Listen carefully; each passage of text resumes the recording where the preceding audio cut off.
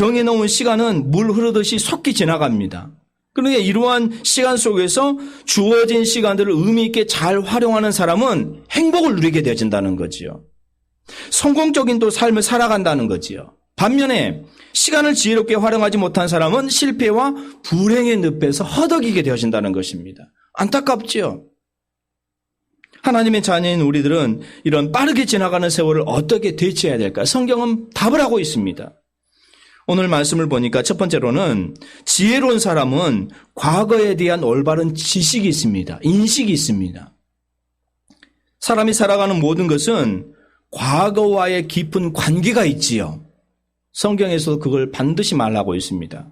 지금 나의 모든 것은 과거의 일들로 인한 결과입니다. 세상에서 태어나고 자랐고 또 자라가면서 공부를 하고 또 직업을 갖게 되어지고 또 배우자를 만나 가정을 이룹니다. 이 모든 것은 지나간 시간에 의해서 이루어진 일들이지요. 하나님을 믿고 살아가는 저와 여러분들 역시 과거와 깊은 연관이 있습니다. 우리가 하나님을 믿고 산다는 것은 뭡니까?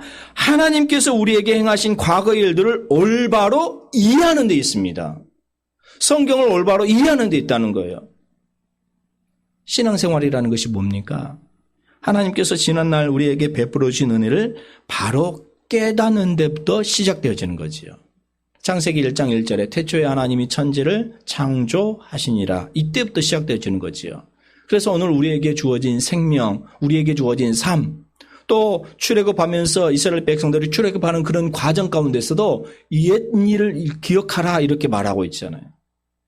또 믿음이라는 것이 뭘까요? 하나님께서 과거에 천지와 만물을 창조하신 사실을 깨닫는 것입니다. 하나님께서 과거에 죄인을 구원하시기 위해서 독생자 예수 그리스도를 세상에 보내신 사실을 깨닫는 것입니다. 성탄절이 어떤 날입니까? 아기 예수님께서 이 땅에 오신 성탄절이잖아요. 그런데 세상 사람들은 아기 예수님을 쏙 빼버리고 그저 회랑방탕하면서 살아가는 그런 시대를 보내고 있는 그런 시대 아닙니까? 하나님께서 과거에 나에게 생명을 주셔서 세상에 태어나게 해주신 사실을 깨닫는 것이고요. 이처럼 하나님의 섭리 속에서 나를 인도해 주신 것을 올바로 깨닫는 것이 믿음입니다. 성경 말씀 전체가 하나님과 인간과의 관계에 있어서 과거에 일어난 일들의 기록이죠. 하나님은 성경 곳곳에 말씀하시기를 하나님께서 인간에게 역사하신 과거의 일들을 잊지 말라 이렇게 기록하고 있습니다. 깨달으라는 거지요. 이것이 믿음입니다. 이것이 세월을 아끼는 지혜인 것입니다. 왜 그럴까요? 하나님께서 우리에게 행하신 과거의 역사를 올바로 깨달을 때 하나님에 대한 올바른 삶이 나타나기 때문에 그렇습니다. 이러한 깨달음이 있을 때 하나님을 사랑하게 되어지고요. 또 감사하게 되어지고요. 두려운 마음으로 공경하게 되어지고요. 순종하게 되어지고요. 충성된 삶을 살아가게 되어진다라는 것입니다. 그걸 잊어버리면 어때요? 내 마음대로 내 뜻대로 이렇게 살아가는 것이다라는 것이죠. 이처럼 과거는 뭡니까? 현재의 나를 있게 한 뿌리가 되어지는 것이지요. 과거의 역사를 분명히 깨닫는 것은 현재 우리를 올바로 세우는 기초가 되는 것입니다. 이 태양은 과거의 태양이지만 우리가 믿는 태양이지만 날마다 새롭게 천하를 밝히면서 만물에게 새 힘을 주고 있지요. 우리가 믿는 하나님 역시 마찬가지입니다. 과거의 하나님이시만 지금도 살아계셔서 우리들과 함께 하시고 역사하실 줄 믿습니다. 예수님은 2000년 전에 이 땅에 오셨지만 그 주님은 우리에게 날마다 새로운 주님으로 다가오신다는 거예요. 성경 역시 그렇습니다. 수천 전의 역사를 지닌 고전 중에 고전입니다. 그러나 성경을 가까이 하는 사람에게는요, 날마다 새로운 힘과 생명과 끊임없는 지혜를 공급하게 되어지는 것이 성경이라는 거지요. 우리는 하나님께서 나를 위해서 행하신 은혜를 성경을 통해서 깨닫고 그 은혜를 항상 기억하시면서 살아가시는 성도님들이 되시기를 바랍니다. 이것이 바로 험한 세파를 헤쳐나가는 데 가장 큰 힘이 되어지는 거예요. 이 힘은 하나님이 주시는 하늘의 능력이 되어진다라는 것입니다. 이처럼 하나님에 대한 깨달음이 있을 때 하나님께서는 우리에게 큰 은혜와 사랑을 주실 줄 믿습니다. 그렇지만 하나님을 깨달음이 없는 사람에게 나타나는 현상은 불신앙이고 우상숭배예요. 하나님은 이러한 사람을 향해서 우리 한번 찾아볼까요? 시편 14편입니다. 시편 14편 1절 한번 보실까요? 구약성경 시편 14편 1절 함께 봉독합니다. 어리석은 자는 그의 마음에 이르기를 하나님이 없다 하는도다. 그들은 부패하고 그 행실이 가증하니 선을 행하는 자가 없도다. 이렇게 말하고 있습니다. 하나님께서 우리를 사랑하시되 독생자 예수 그리스도를 이 세상에 보내셔서 십자가에 못 박혀 돌아가시도록 하셨습니다. 그 공로를 힘입어서 죄인인 우리가 값없이 구원받아 하나님의 자녀가 되었습니다. 얼마나 고귀한 진리며 고귀한 깨달음입니까? 이 진리를 깨닫지 못하는 사람은 영원한 심판을 받아 지옥의 멸망에 빠질 수밖에 없는 거예요. 그렇게 된 성경은 이러한 사람을 가리켜서 미련한 사람이다 이렇게 말을 합니다. 지난 주간에 제가 텔레비전을 보면서 예능이지만 다수의 수다 이렇게 말해요. 프로그램을 보니까 여러 사람들이 와가지고 서로 이야기하면서 나누는데 지난주에는 그 종교인들이 모였어요. 스님, 원불교, 천주교, 기독교 목사님 이렇게 와가지고 이야기를 해요. 한마디로 뭐냐면요. 다 어때요? 우리는 예수 그리스도 외에 구원이 없잖아요. 그런데 거기 모인 사람들은 다 또 같은 종교를 동조해버려요. 그리고 성탄절에 크리스마스 때 스님이 교회 오실랍니까? 갈 수도 있다는 거예요. 그리고 성탄절 때 그 목사가 교회를 간 것이 아니라 절에 가겠다는 거예요. 그게 가능하냐는 거예요. 참으로 안타깝고 세상이 그렇게 망조가 되고 있다라는 것을 보게 되어집니다. 그 이야기를 보면 도저히 할 수 없는 그런 이야기들을 텔레비전에서 방영하고 있거든요. 이게 종교다원주의고 이 시대적인 흐름을 우리가 알 수 있는 그런 상황인 거예요. 참으로 안타깝더라고요. 그런 것들을 보면. 그런 이야기가 뭐가 필요하냐는 거예요. 하나님께서 우리를 사랑하시되 독생자 예수 그리스도를 이 땅에 보내셔서 십자가에 못 박혀 돌아가시도록 하셨는데 그 공로를 힘입어서 죄인인 우리가 값없이 구원받은 하나님의 자녀가 되었는데 얼마나 이 고귀한 진리를 우리가 깨달으면서 살아가고 있는데 사람들은 그렇지 못하고 그냥 그렇게 서로 동조하면서 살아가고자 이렇게 하고 있는 것을 볼 때 안타까울 뿐인 것이죠. 하나님께서 지혜로운 자와 어리석은 자로 구별하시는 기준이 뭘까요? 하나님께서 인간에게 행하신 과거의 일들을 깨닫고 시인하냐 아니면 부인하느냐 이겁니다. 하나님의 은혜를 깨달아 믿고 시인하는 사람은 하나님의 자녀가 되어서 하나님의 넘치는 사랑과 은혜 속에 살아가게 되어지는 것이지요. 또 정치적으로 지금 대통령 선거 때문에 많은 이슈들이 있지만 제가 이걸 폄하하고자 하는 것은 아니지만은 더불어민주당의 이재명 그 대표가 지난번에 종교 조찬 기도회, 그러니까 국가적으로 대통령이 모여서 하는 그 조찬 기도에 참여하면서 나는 예전에 어디 분당 어디에 가서 예수 믿고 교회 다녔던 사람입니다. 라고 이렇게 발언한 적이 있어요. 그 이슈가 돼가지고 또 많은 이 방송인들이 실제적으로 귀에 물었어요. 그런데 그 목사님은 이분은 아주 오래전에 교회에 나왔지만 지금은 아니고 아니게 제적된 상태이다 이렇게 말합니다. 그러면서 그걸 많은 사람들이 목사님을 공격을 했더래요. 그냥 그걸 받아주면 좋은데 왜 그렇게 하느냐라고 이렇게 말하면서 많은 공격들이 왔더래요. 안타까우면서 그 목사님이 말해요. 나는 사실 그대로 말했을 뿐인데 교회에서는 그잖아요. 그냥 하나님 예배 드리는 거 오래 듣는데 그냥 어떻게 보면 제적해 놓고 이렇게 상황인데 그걸 가지고 자꾸 공격하더라는 거죠. 왜 사람들을 그렇게 공격하는지 안타까운 심정으로 계속 말하는 것을 제가 들었습니다. 얼마나 많은 시대가 이렇게 공격하고 사람들을 죽이려고 하는지 몰라요. 하나님께서 행하신 거룩한 역사를 깨닫는 것은 가장 근본적인 지혜입니다. 반면 부인하는 사람은 불신앙이 되어서 하나님을 대적하다가 멸망을 받게 되어집니다. 이스라엘 백성들이 출애굽해가지고 하나님의 사랑을 받아가면서 홍해를 건넜고 그 광야를 건넜을 때 어때요? 불기둥 구둥 이런 거 지켜주셨고 만나와 메추라기를 먹여주셨고 하나님의 은혜 가운데 그들이 갔잖아요. 그럼에도 불구하고 이스라엘 백성들은 뭐돼요? 원망했지요. 불평했지요. 그 예전으로 다시 돌아가기를 바랬지요. 그랬을 때 하나님께서는 이 백성들을 내가 모르겠다 이렇게 해버리려고 한 적이 있습니다. 결국에 가서 1세대들은 광야 38년 동안에 그곳에서 다 죽임을 당하잖아요. 영원한 멸망으로 멸망을 당하게 되어버린다라는 것입니다. 두 번째로 지혜로운 사람은 미래에 대한 올바른 인식이 있습니다. 미래라는 것이 뭡니까? 미래는 누구도 알지 못하는 때이지요. 내 앞에 어떤 일이 일어날지 전혀 알 수가 없습니다. 우리 가정에 어떤 일이 일어날지, 우리 교회 앞으로 어떤 일이 일어날지, 우리나라가 앞으로 어떤 일이 일어날지 아무도 모릅니다.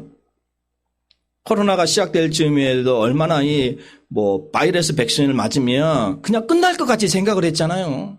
그래서 빨리 백신을 맞고 빨리 일상으로 회복하자고 이렇게 11월 달에 이렇게 위드 코로나를 했는데 그렇지만 어때요? 한 달쯤에 일어났을 때 더 많아지는 것을 우리가 볼 수가 있잖아요. 아무도 모른다는 거죠. 우리 생각에는 곧 없어질 것 같지만 그렇지 않는다는 거죠. 미래는 알 수가 없다는 거죠. 이런 거는 완전하게 베일에 갇혀있는 시간입니다. 잠언 27장 1절 말씀이 이렇게 말하고 있습니다. 너는 내일 일을 자랑하지 말라. 하루 동안에 무슨 일이 날는지 내가 알 수 없음이라 이렇게 말하고 있습니다. 이러한 미래에 대한 신앙인들은 그러면 어떤 인식을 가져야 됩니까? 하나님에 대한 소망을 잃지 말아야 되는 거예요. 우리는 소망의 하나님을 붙들면서 살아가야 됩니다. 미래에 대한 신앙의 표현이 소망입니다. 그래서 미래는 꿈꾸는 자의 목 아니겠습니까? 우리가 지금 보고 누리고 즐기며 살아가는 편리한 모든 현대 문명 전체가 꿈꾸는 자들에 의해서 만들어진 거잖아요. 하나님은 인간을 창조하시되 새처럼 날 수 있는 날개를 주시지 않았습니다. 그러나 하늘을 나는 새보다 월등한 두뇌를 주셨잖아요.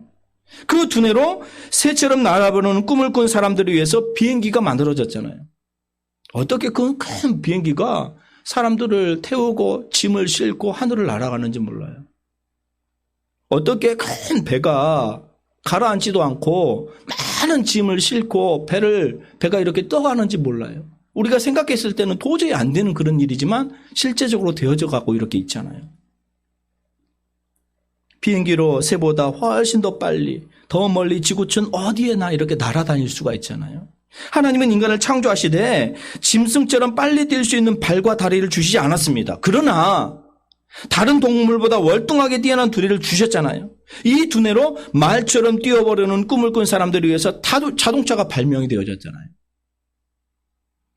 지금 우리나라 어디든지 1시간 반 아니면 2시간 내에 빠르게 이동할 수가 있습니다. 이 KTX라는 이 고속전철을 타면 저도 한번 타봤으면 얼마나 빨리 가는지. 이러한 것들이 꿈이 현실로 이루어졌잖아요. 꿈은 이루어진다. 2002년 월드컵 때 이렇게 막 사는 사람들이 이렇게 구호를 외치면서 우리나라 전체가 제가 들썩들썩한 때가 있었잖아요. 우리 꿈을 꿔야 된다는 거죠. 어떠한 경우라도 낙심하거나 포기하지 말고 꿈을 꿔야 된다는 거죠. 하나님은 왜요? 소망의 하나님이시기 때문에. 자, 한번 보실까요? 로마서 15장 13절 한번 보실까요? 로마서 15장 13절 한번 보시겠습니다.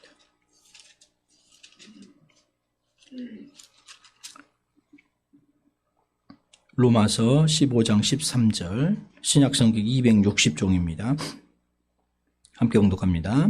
소망의 하나님이 모든 기쁨과 평강을 믿음 안에서 너희에게 충만하게 하사 성령의 능력으로 소망이 넘치게 하시기를 원하노라. 하나님을 가리켜서 소망의 하나님 이렇게 말하고 있지요. 소망의 하나님이 모든 기쁨과 평강을 믿음 안에서 충만케 하신다라는 것입니다. 그래서 이 소망의 하나님을 우리가 붙들면서 서야 된다는 거지요. 자, 데살로니가전서 5장 8절 한번 보실까요? 데살로니가전서 5장 8절. 신약성경 333쪽입니다. 데살로니가전서 5장 8절 함께 봉독합니다. 우리는 낮에 속하였으니 정신을 차리고 믿음과 사랑의 호심경을 붙이고 구원의 소망의 투구를 쓰자. 여러분, 소망의 투구를 쓰자 이렇게 말하고 있죠. 소망을 투구라고 표현하고 있습니다. 여러분, 투구라는 것이 뭡니까? 인체의 가장 소중한 머리를 보호하는 도구이죠. 그러니까 요즘 군인들이 보호하기 위해서 방탄모를 머리에 쓰잖아요. 그리고 요즘 오토바이나 자전거를 타는 사람은 머리를 보호하기 위해서 헬멧을 반드시 써야 됩니다. 헬멧을 쓰지 않으면 그게 걸리면은 이제 범칙금을 이렇게 부과하게 되어지잖아요. 소망이 이와 같다는 거예요, 소망이. 영국 런던에 있는 테이트 미술관에 와치의 유명한 그림이 있습니다. 수건으로 눈을 가린 한 젊은 여자가 그 그림이 그래요. 수건으로 눈을 가립니다. 그리고 그 여자가 지구 위에 앉아 있어요. 그러면서 비파를 타는 자세를 취하고 있습니다. 그러니까 지구 위에 한 여인이 앉아가지고 눈을 가린 채 비파를 이렇게 켜고 있는데, 그런데 그 자세히 보면 비파의 줄이 다 끊어져 있어요. 그런데 그 비파의 줄이 한 가닥 남아 있습니다. 한 가닥. 그렇지만 이 여인은 그 줄을 열심히 타면서 그 한 줄에서 나는 음악에 귀를 기울이는 그런 그림이거든요. 그 한 줄은 소망의 줄이라는 거예요. 소망의 줄. 의미심장한 그림입니다. 이 세상을 살아가는 사람은 누구나 다 때로는 삶의 줄이 끊어질 수가 있습니다. 건강의 줄이 끊어지고 사업의 줄이 끊어지고 공경에 처할 때가 있잖아요. 이처럼 삶의 줄이 다 끊어진다 할지라도 우리 믿음의 사람은 소망의 줄을 끝까지 놓아서는 안 됩니다. 소망은 마지막 남은 비파의 한 줄기이기 때문에 그런 거예요. 그렇기 때문에 하나님은 고린도전서 13장 13절에 이렇게 말하고 있지요. 믿음, 소망, 사랑 이 세 가지는 항상 있다 이렇게 말하고 있잖아요. 소망은 곧 생명인 거예요. 또한 성경은 소망을 가리켜서 풍랑으로부터 안전하게 지켜주는 배의 닻에 비유하고 있습니다. 한번 찾아볼까요? 히브리서 6장 19절입니다. 히브리서 6장 19절입니다.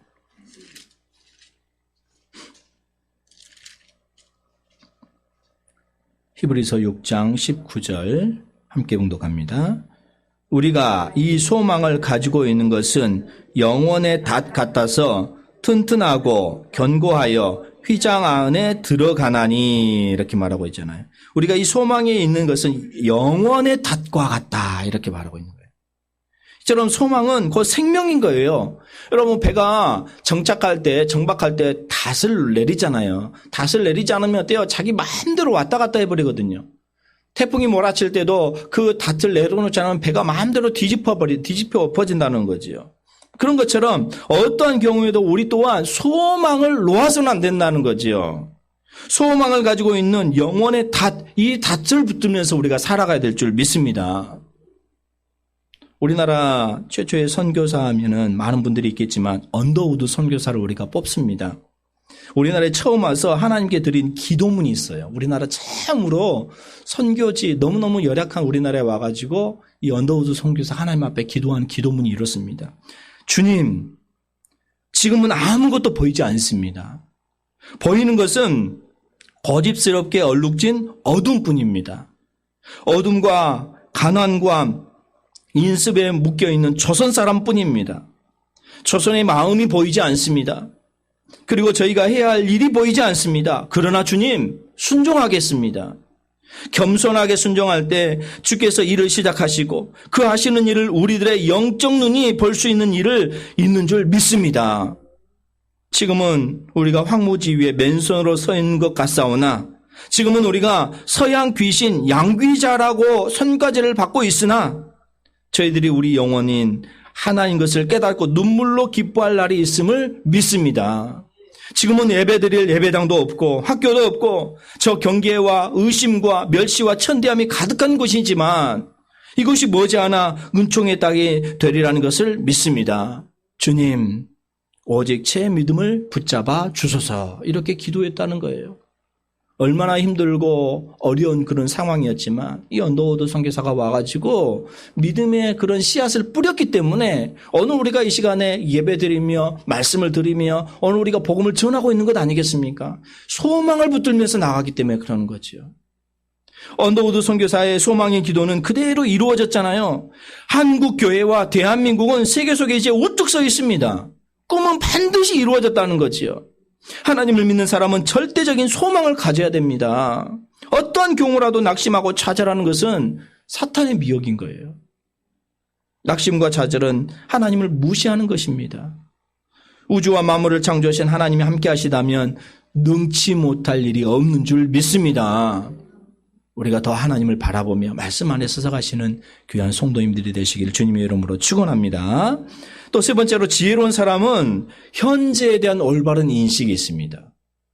현재라는 시간은 뭡니까? 과거와 미래가 교체되는 순간이지요. 우물쭈물하면 어느새 과거가 되어버리는 덧없는 순간입니다. 지금 이 순간도 마찬가지예요. 순간 과거로 지나가 버립니다.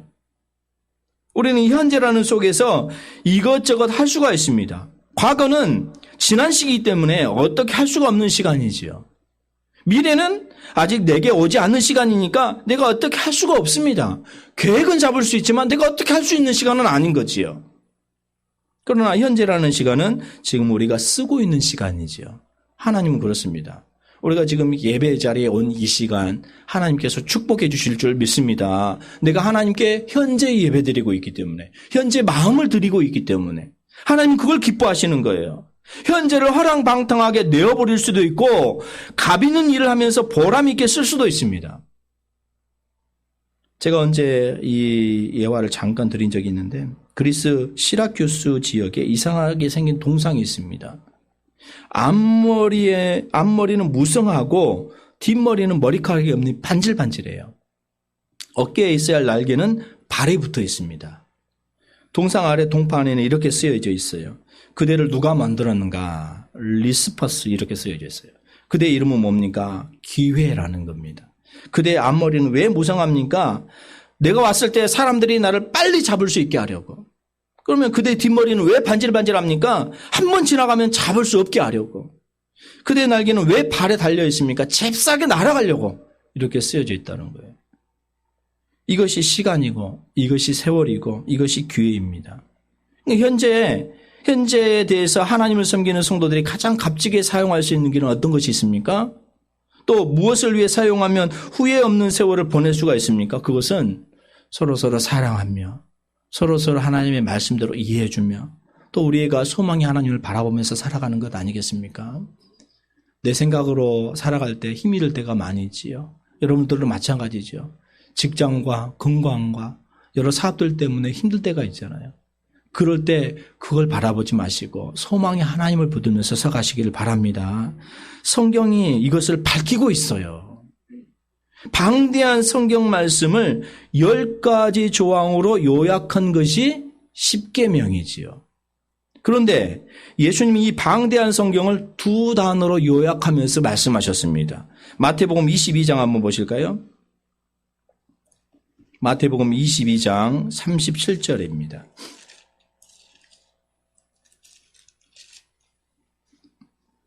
마태복음 22장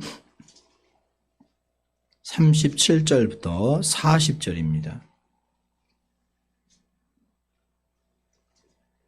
같이 읽겠습니다.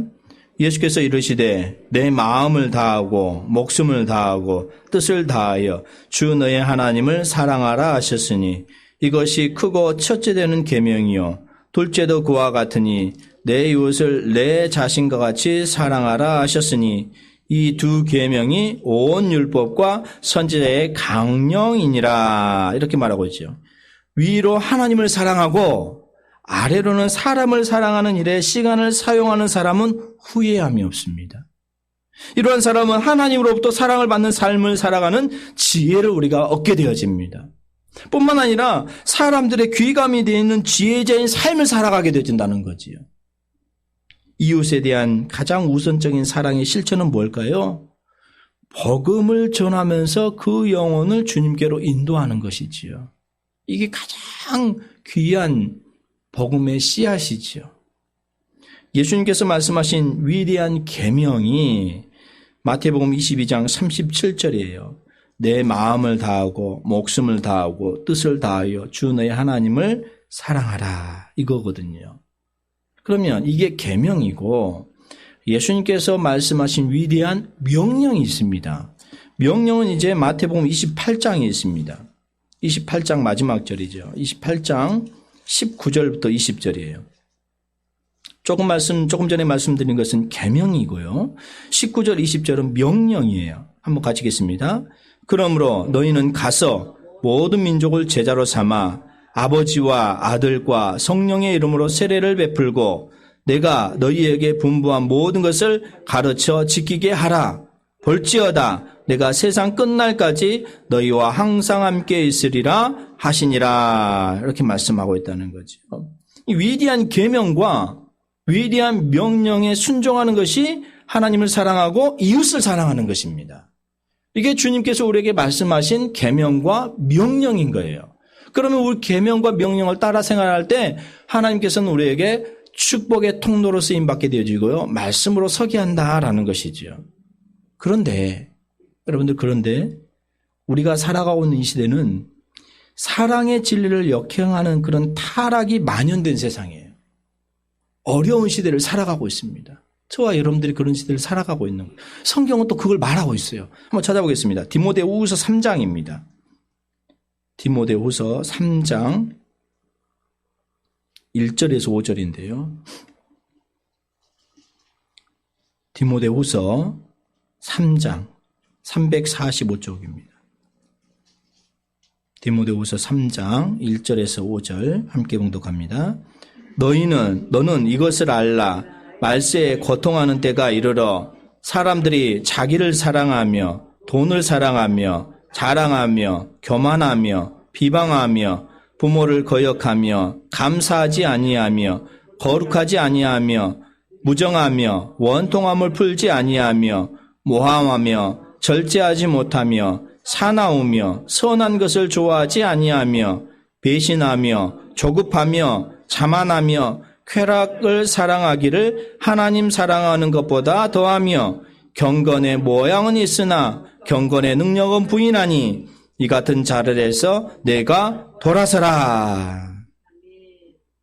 말세에 사람들이 이렇게 살아가고 있는 것을 우리가 느끼잖아요. 돈을 사랑하고 자기를 자랑하고 교만하고 부모를 거역하고 특별히 감사하지 못하고 거룩하지 못한다는 거죠. 사납고 선한 것을 좋아하지 아니하고 배신하고 그 가장 중요한 것은 뭐냐면요. 경건의 모양은 있지만 경건의 능력은 부인한다라는 것입니다. 이게 지금 외식하는 사람들이죠. 보이려고 하는 것이지요.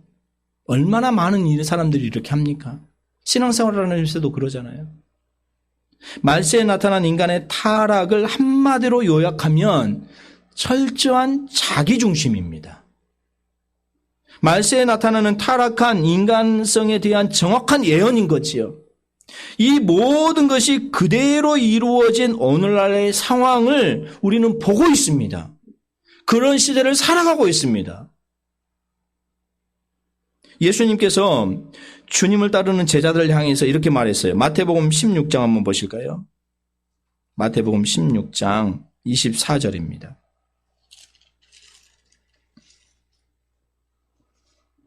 마태복음 16장 24절 25절 함께 봉독합니다. 이에 예수께서 제자들에게 이르시되 누구든지 나를 따라오려거든 자기를 부인하고 자기 십자가를 지고 나를 따를 것이니라. 누구든지 제 목숨을 구원하고자 하면 잃을 것이요 누구든지 나를 위하여 제 목숨을 잃으면 찾으리라. 자기 중심이 아니라 도리어 자기를 부인하라는 거죠. 지금 하나님의 말씀을 따라 자기를 부인할 때 하나님께서 세워주시고 높여주시는 또 다른 은혜가 있다는 거죠. 하나님의 뜻을 따라 나를 버리면 하나님께서 되돌려주시는 새로운 은혜의 생명이 있다는 거지요. 그걸 체험하시기를 바랍니다. 그런 삶을 우리가 살아가야 된다는 거예요. 이거는 누구도 줄 수 없는 거지요. 아브라함이 하나님의 뜻을 따라서 고향과 친척과 아비 집을 버리고 갈 바를 알지 못하고 나아갔습니다. 아브라함이 살았던 시대 얼마나 부유한지 아세요? 얼마나 부유하고 떵떵 그렇게 이렇게 살았는지 아세요? 그리고 고대 문명을 보면 그 시대적인 삶을 보는데 얼마나 세밀하게 성도 쌓고 조각도 하고 오늘날과 같아요. 자기가 그곳에 있으면 부유하고 더 먹기 좋고 살기 좋은 그런 시대를 살아갔을 거예요. 그럼에도 불구하고 아브라함은 그렇지 않았어요. 고향과 친척과 아비집을 버리고 갈 바를 알지 못하고 나갔다는 거예요. 하나님께서 떠나러 가니까 갈 바를 알지 못하고 순종하면서 떠났습니다. 그 결과 아브라함은 어떻게 됐습니까? 하나님이 주시는 은혜의 풍요로움이 있었습니다. 뿐만 아니라 그는 믿음의 조상이 되었고요. 죽으나 그의 신앙 정신은 지금도 살아서 후대에 본이 되고 있잖아요. 오늘 우리가 아브라함의 그런 믿음을 본받아 가기를 위해서 힘쓰고 있잖아요. 그런 삶을 살아가지 않았으면 우리가 아브라함을 가리켜서 믿음의 조상이라고 말할 수 있겠습니까? 반면 자기 중심에 사로잡혀갔던 아브라함의 조카 롯은 어떻게 되었습니까? 행복을 찾아서 스스로 택한 곳이 멸망하기 직전의 성이었던 소돔과 고모라였다는 것이지요. 많은 사람들이, 세상 사람들이 이 소돔과 고모라를 택합니다. 자기 중심적인 삶, 자기 생명을 유지하려고, 자기 즐거움을, 쾌락을 유지하려고. 그런데 결국은 어떻게 합니까? 지옥과 같은 그런 멸망한 도시가 되고 말았잖아요. 주님 다시 오실 때 그럴 수밖에 없어요. 우리가 믿음으로 섰을 때 하나님께서는 축복해 주시지만, 내가 너를 잘했다 칭찬받는 그런 삶으로 살아가게 해 주시지만, 그런 삶을 살아가지 못했으면 어때요? 결국에 가서는 지옥에 빠질 수밖에 없다는 거죠. 얼마나 안타깝습니까? 신약 성경에 나타난 또 두 사람의 대조적인 삶을 볼 수가 있습니다. 한 사람은 자기를 부정하고 주님을 따르는 삶을 살았고요. 또 한 사람은 철저하게 자기중심적인 사람이었어요. 예수님의 제자 베드로와 가룟 유다입니다. 자기를 부인했던 베드로는 예수님의 수제자가 되었습니다. 그러면서 하나님께로부터 존귀하게 쓰임을 받았습니다. 그럼 마지막 생명까지 주를 위해 버렸습니다. 세월이 흘러가면 여러분 그렇잖아요. 누구나 죽게 되는 법이지요. 지금 베드로를 기념하여서 건축된 베드로 대성당에 가보니까 그를 추앙하는 인파들이 발길을 끊임없이 이렇게 이루고 있다는 것을 볼 수 있지요. 또 반대로 가룟 유다는 어떻습니까? 자기 자신을 위해서 스승이신 예수 그리스도까지 노예의 몸값으로 팔아넘겨서 자기 일속을 채우려 했던 사람이죠. 그러나 그는 돈 한 푼 쓰지 못하고 그 은 30마저 어때요? 그의 말로 쓰지 못하고 처참한 자살자로 끝나고 말았습니다. 삶의 지혜가 여기 있습니다.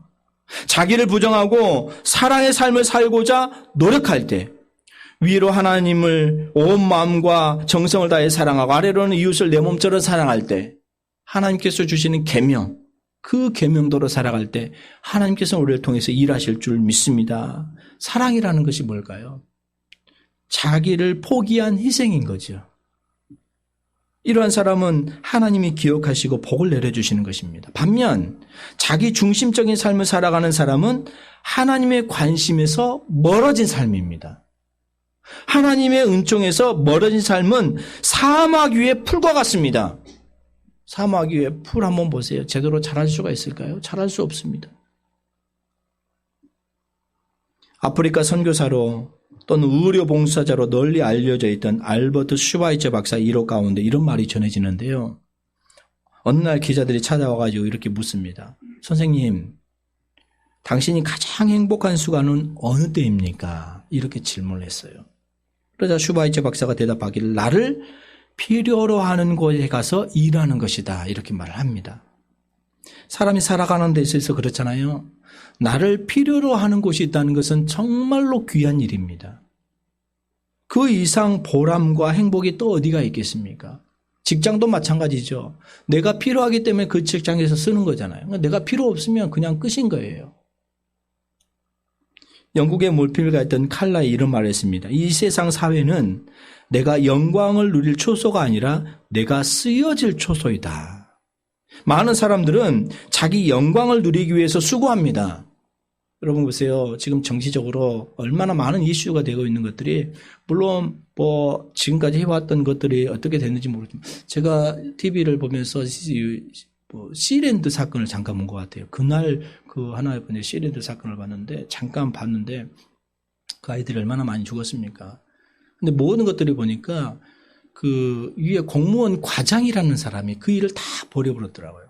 정확하게 건물을 짓고 정확하게 이렇게 해야 되는 관리 감독을 해야 되는데 그러지 못하고 돈을 많이 받았어요. 그러다 보니까 밑에서 아무리 뭐라 그래도 이 사람이 결제를 해주지 않으니까 그 일들이 그냥 나쁘게 이렇게 진행돼 버린 거죠. 그곳에 가는 길도 이 소방차 하나가 지나갈 수가 없대요. 그 집을 그 시랜드 그걸 보니까 1층은 뭐 슬랍으로 돼 있지만 2층이 어떻게 됐느냐 보니까 컨테이너 박스 있잖아요. 컨테이너 조그마한 컨테이너 박스가 계속 그 조립식으로 된 것처럼 딱 위에 얹혀놓고 또 위에 얹혀놓고 위에 얹혀놓고 2층이 그래요. 또 3층도 마찬가지예요. 또 얹혀놓고 또 얹혀놓고 그렇게 했다는 거예요. 그런 거 너무너무 불법적으로 그 건물을 지금 보기에는 튼튼한 거 보였는데 그렇지 못하고 있다는 거예요. 그래가지고 불이 딱 나버리니까 어때요? 그 샌드위치 팔레 안에 있는 스펀지들이 다 빨리 급속해갖고 2시간 만에 그 2층, 3층이 다 불타버렸다는 거예요. 그 안에 아이들이 얼마나 많이 아이들이 자고 있었는데 빠져나올 수가 없었다는 거예요. 순간 그렇게 돼버리니까. 공무원 한 사람의 잘못으로 인해서 그 모든 것들이 되고 결국에 가서는 나중에 그 모든 관리자들이 좀 책임을 받았습니다마는 심한 그런 처벌은 받지를 못했다 그래요. 나라가 그러는 거죠. 이런 모든 시대가.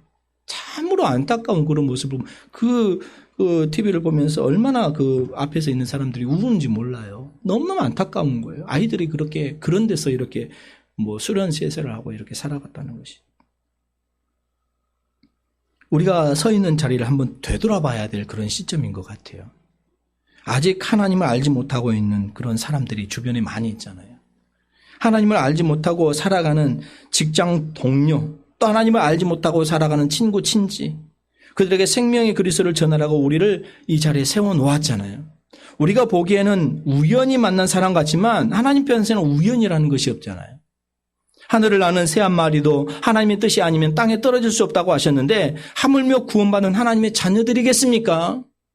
오늘 저와 여러분들을 쓰시는 하나님을 우리가 믿고 소망의 하나님을 바라볼 때 하나님께서 일하시고 역사하실 줄 믿습니다. 내 생각이 바뀌고 내 삶이 바뀌고 나를 통해서 일하실 하나님을 바라보자는 거예요. 삶으로 살아내는 것이 중요한 것 같아요.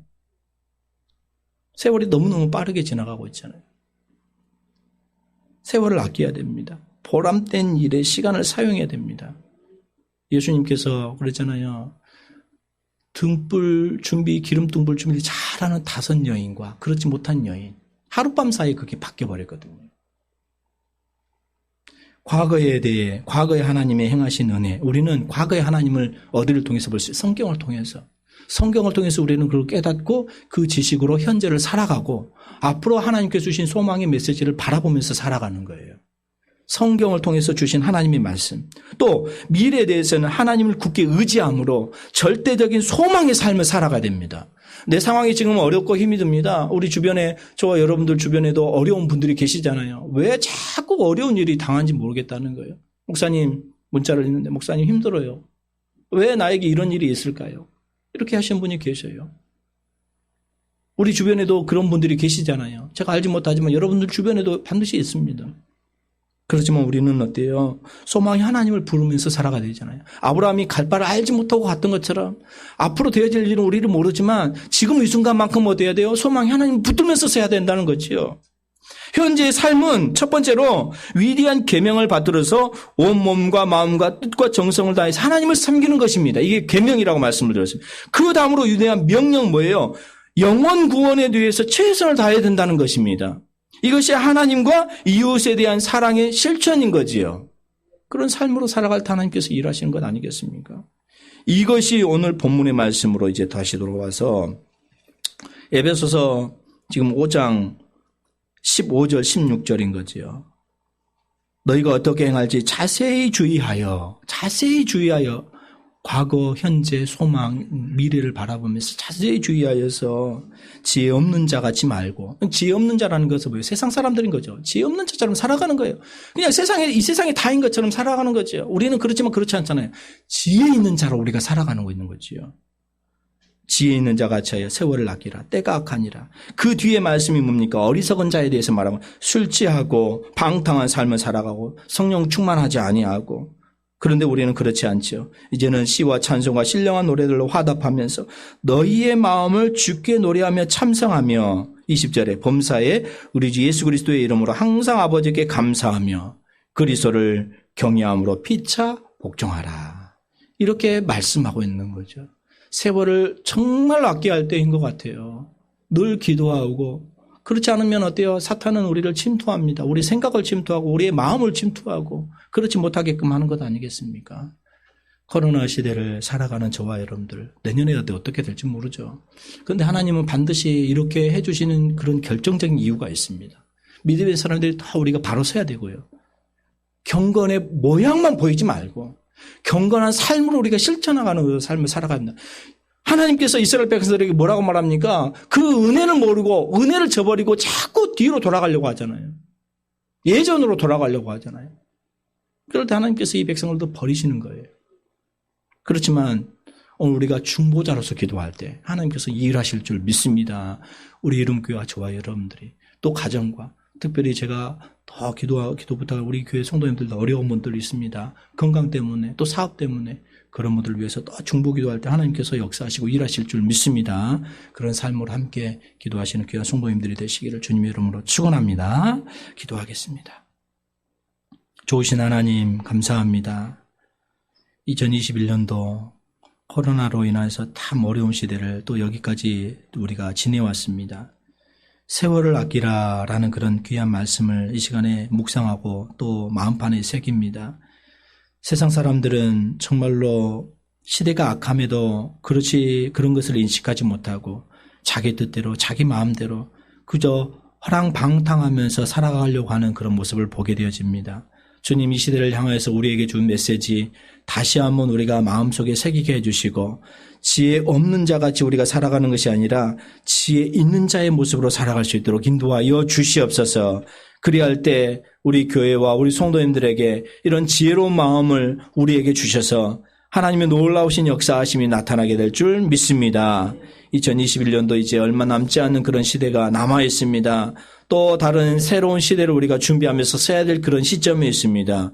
우리 교회와 우리 모든 성도님들이 그런 시대를 바라보면서 믿음 붙들고 말씀 붙들면서 지나온 세월 동안 여기까지 인도해 주신 하나님을 감사하며 소망의 하나님을 붙들면서 나아갈 수 있도록 인도하여 주시옵소서.